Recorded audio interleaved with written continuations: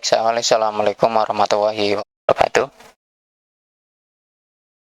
Langsung saja, di sini saya akan menjelaskan kompetensi inti dan kompetensi dasar mata pelajaran perencanaan dan instalasi sistem audio.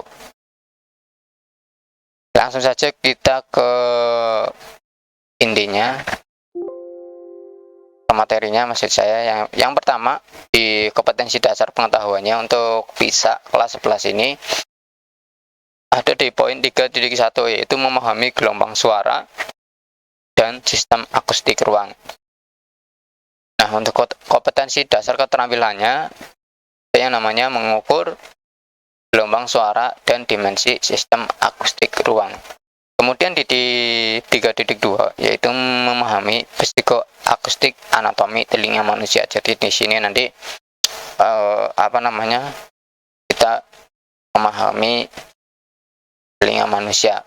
Kemudian di dasar keterampilannya 4.2 yaitu mendimensikan ambang batas daerah dengar telinga manusia. Berapa sih yang bisa didengar oleh manusia? Nanti kita bahasnya di 3.2 dan 4.2 ini. Kemudian 3.3 yaitu menerapkan instalasi macam-macam tipe mikrofon pada sistem akustik. Nanti di 3.3 ini kita akan membahas atau mengulas macam-macam mikrofon, jenis mikrofon, dan apa saja sih mikrofon nantinya yang akan untuk akustik ruang kecil.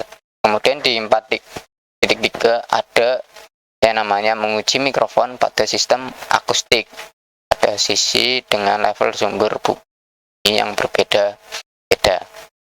Kemudian di 3.4 yaitu merencanakan rangkaian pengodepan audio universal atau preamp.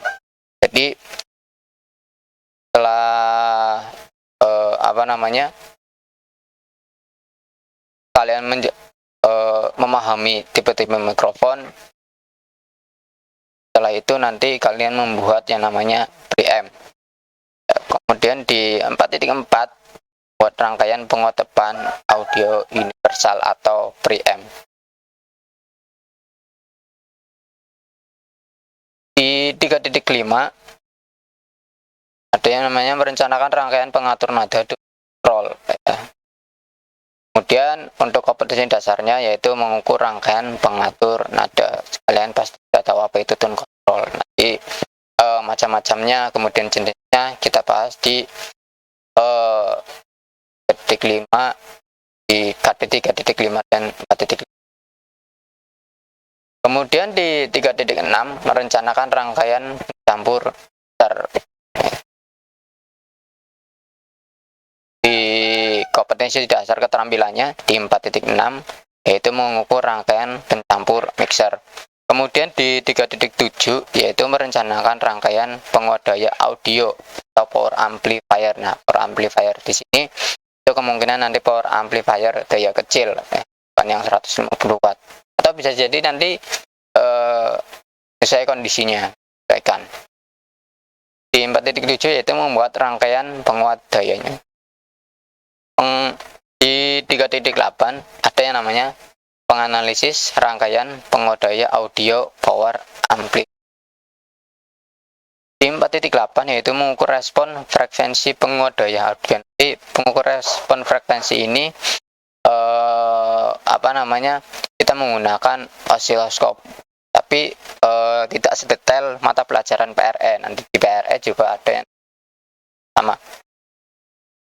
Kemudian di 3.9 yaitu merencanakan rangkaian proteksi loudspeaker, multimeter, dan indikator sistem audio.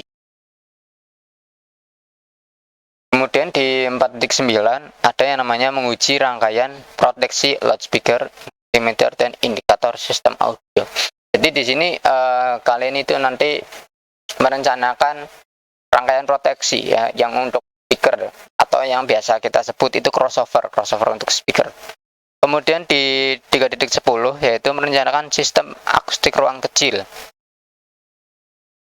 Di Di 4.11-nya ada yang namanya merencanakan sistem pengaturan peralatan studio rekaman audio video kebutuhan ruang kecil. Ini untuk home studio mini ini nanti dibahas, bisa jadi nanti dibahas setelah pengenalan mixer. Jadi kita tarik dulu, nggak apa-apa. Kalau seperti itu nggak apa-apa, ya. Jadi biar nyambung, karena di 4.11 ini kita membutuhkan mixer kecil.